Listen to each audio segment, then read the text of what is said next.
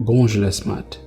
Il arrive certaines fois d'avoir le sentiment d'être perdu dans la vie, de manquer de direction et où la vie perd tout son sens.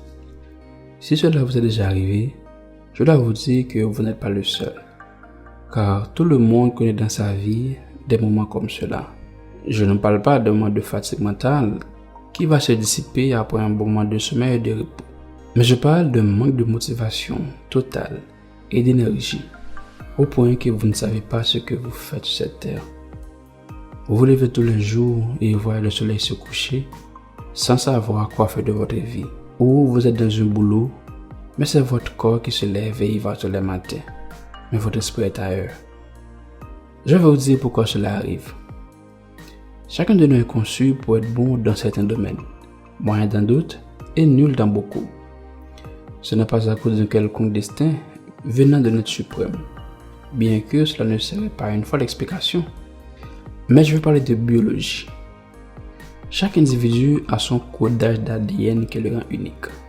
Ce même individu a une façon de percevoir le monde qui est unique à sa façon et fait ses propres expériences dans la vie qui modulent encore sa perception d'une façon propre à lui. Et c'est comme ça pour chacun de nous qui existe. Toute cette unicité nous prédispose à certains domaines dans la vie auxquels, si vous appliquez les normes requises, vous deviendrez excellent, presque un génie.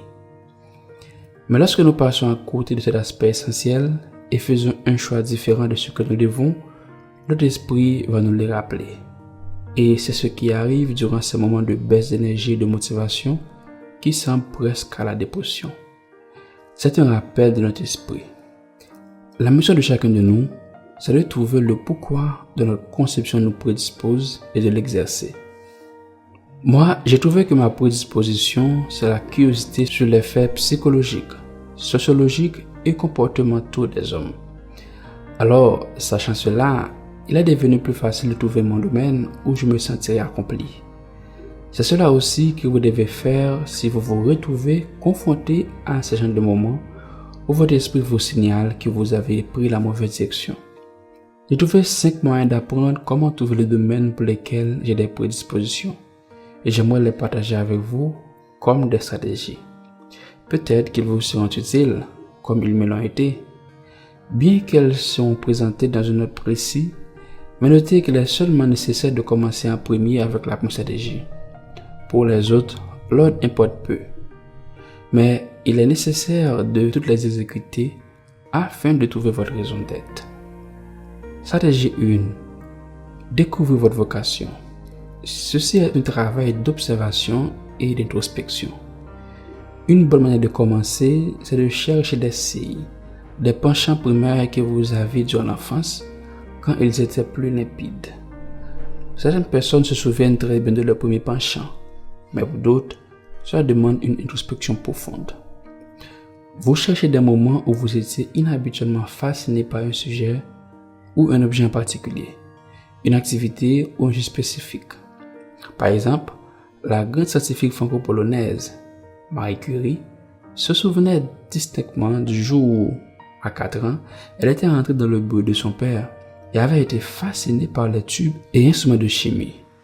Et toute sa vie, elle ressentit la même excitation en entrant dans un laboratoire. Pour Steve Jobs, c'était lorsque, étant petit, il passait devant un magasin électronique et admirait les merveilleux gadgets de la vitrine. Ces moments d'attrance viscérale se sont produits sans crier gare et sans que les parents ou autres ne s'immiscent. Il serait difficile d'expliquer pourquoi ils se sont produits. Cela dépasse notre contrôle individuel. Parfois, ces moments ne se produisent pas dans l'enfance, mais en étant plus âgé, comme Martin Luther King qui a pris conscience de sa mission lorsqu'il s'est impliqué dans le boycott des bus publics de Montgomery. Parfois, ils se produisent en observant d'autres personnes expertes dans leur domaine. C'est le cas du grand cinéaste japonais Akira Kurosawa lorsqu'il a vu Kajiro Yamamoto en 1936. Pour obtenir d'autres indices, examinez les moments dans votre vie où certaines tâches ou activités vous paraissent faciles ou naturelles, comme si vous nagiez dans le courant. En réalisant ces tâches, l'effort vous semble moins difficile. Les critiques des autres ne vous découragent pas facilement. Vous voulez apprendre. À partir de ces différents facteurs, vous devez être capable de repérer votre vocation. En passant par ce processus, vous vous découvrez vous-même. Vous découvrez ce qui vous démarque des autres, ce qui précède l'opinion des autres. Vous refaites connaissance avec vos goûts et vos dégoûts naturels. Pour ma part, je me rappelle étant enfant, j'aimais beaucoup lire des livres d'histoire où j'essayais de comprendre pourquoi le personnage avait agi de la sorte. Effectivement, je ne comprenais pas grand-chose à cela, mais j'aimais le faire. Plus vous êtes en phase avec votre vocation, plus vous pourrez résister aux moments difficiles et aux mauvaises idées des autres. Vous mettez en place votre système de guidage. Mais surtout, n'essayez pas de court-circuiter le travail qui implique la découverte de votre vocation ou d'imaginer qu'elle viendra à vous naturellement. Si certains découvrent la leur très tôt dans la vie ou lors de flash, la majorité d'entre nous doit mener une introspection et fournir des efforts continuels.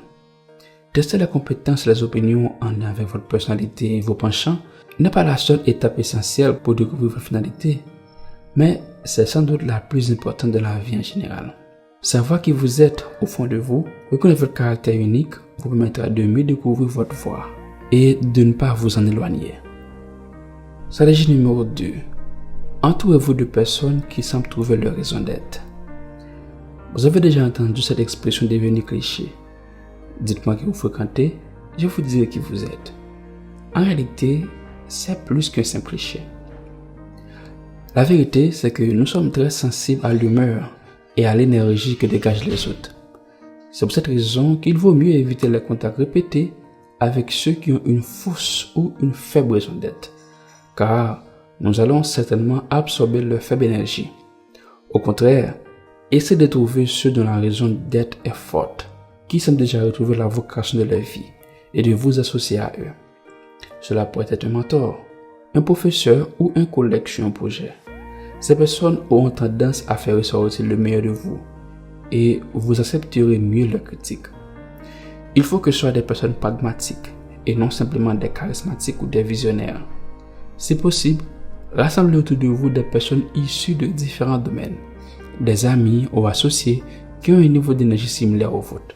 Ainsi, vous pourrez développer mutuellement votre raison d'être individuelle. Stratégie numéro 3. Évitez la facilité. Une fois votre raison d'être s'est révélée à vous, il est important de résister à la tentation de la facilité. Normalement, nous sommes consciemment ou inconsciemment programmés pour éviter l'ennui, la souffrance ou toute autre adversité. Il est donc devenu naturel de nous placer là où nous aurons moins de critiques et aussi là où le risque d'échec est moindre. Mais vous devez faire l'opposé. Considérez les expériences négatives, les limites et même la souffrance comme les meilleurs moyens de consolider vos compétences et d'affiner le sens que vous souhaitez donner à votre vie. Comme de l'exercice physique, nous savons l'importance du niveau d'inconfort et de douleur tolérable, car cela nous procurera plus tard de la force, de l'endurance et d'autres sensations positives. Il en est de même lorsque vous acceptez l'ennui pendant votre apprentissage. La frustration indique que vous progressez, car votre esprit prend ainsi conscience du niveau de compétence que vous avez atteint. Il faut aussi savoir qu'en progressant sur le chemin que vous avez choisi, vous serez confronté de plus en plus souvent aux critiques, certaines constructives et d'autres qui seront proférées par envie. Acceptez ouvertement les critiques constructives. Pour celles qui sont négatives, utilisez-les pour vous motiver et confirmer votre raison d'être. Vous pouvez trouver cette stratégie un peu abstraite ou trop générale, ce qui est normal car il s'agit d'une étape à laquelle chacun de nous va confronter, peu importe les domaines dans lesquels vous allez vous retrouver. Les difficultés seront spécifiquement différentes, mais il vous faudra le même état d'esprit. Stratégie numéro 4. Créez une échelle d'objectifs croissants. Lorsque vous travaillez avec des objectifs à long terme, cela vous permet d'avoir plus de clarté et de détermination, de projets assez ambitieux pour que vous donniez le meilleur de vous-même. Mais il est aussi possible que vous deveniez anxieux quand vous regardez tout ce que vous devez faire. Pour gérer cette angoisse, vous devez créer une échelle d'objectifs plus petits. Donnez-vous au premier échelon des objectifs simples que vous pouvez atteindre en peu de temps, ce qui deviendra satisfaisant à chaque fois que vous allez accomplir des petits objectifs. et cela vous donnera l'impression d'avancer. Cela vous aidera à vous concentrer et à éviter les complications ou des tours qui vous font perdre de l'énergie. En même temps, rappelez-vous sans cesse de votre objectif général. Évitez de les perdre de vue ou de vous enliser dans des détails. Revenez de temps à autre à votre vision d'origine et imaginez votre immense satisfaction quand vous aurez terminé. Cela vous donnera de l'élan. Il ne faut pas aussi être rigide. À certains moments, réévaluez votre progression et réajustez les divers objectifs si nécessaire, car vous apprenez avec l'expérience pour vous adapter et améliorer votre objectif initial. Dernière stratégie, numéro 5, toujours plongez-vous dans le travail. Être constant dans votre travail, l'engagement et les sacrifices que cela demande sont sans doute les principales difficultés que vous allez affronter. Vous devez gérer des moments de frustration, d'ennui et certains échecs, sans parler de multiples tentations de notre culture pour nous offrir des plaisirs immédiats. Sans compter qu'il est possible que vous soyez confronté à un burn-out, c'est-à-dire du surménage. Pour compenser l'ennui, il faut avoir des moments de flux dans lesquels l'esprit s'immerge si complètement dans le travail que vous dépassez votre ego. Vous connaîtrez alors une joie et une sérénité profonde. Ces expériences ne se fabriquent pas, mais on peut créer le bon contexte pour les voir apparaître et ainsi augmenter les chances de les vivre. Il faut savoir ce qui est important, c'est le travail, pas votre personne ni votre désir de reconnaissance. Voilà les SMART. Ce sont 5 moyens ou stratégies si vous voulez donner ou retrouver du sens à votre vie. Avant de terminer, je dois vous dire que ces idées ne sont pas de moi. Je les ai puisées dans le livre Mastery de l'auteur Robert Greene. Vous pouvez le consulter si vous voulez apprendre davantage sur le sujet. De toutes les stratégies, c'est la numéro 5 que je trouve la plus importante et la plus difficile une fois que vous avez trouvé votre vocation, car elle demande une bataille contre vous-même et une bataille sans fin, afin de vaincre votre ennui et votre frustration. De l'autre côté, il faut savoir que les avantages décrits de ces étapes ne sont pas immédiatement apparents. Cela peut prendre du temps avant de voir les bénéfices qui sont procurés. Dites-moi en commentaire laquelle de ces étapes que vous avez trouvée pertinente. Entre-temps, on se donne rendez-vous pour bientôt. Prenez soin de vous.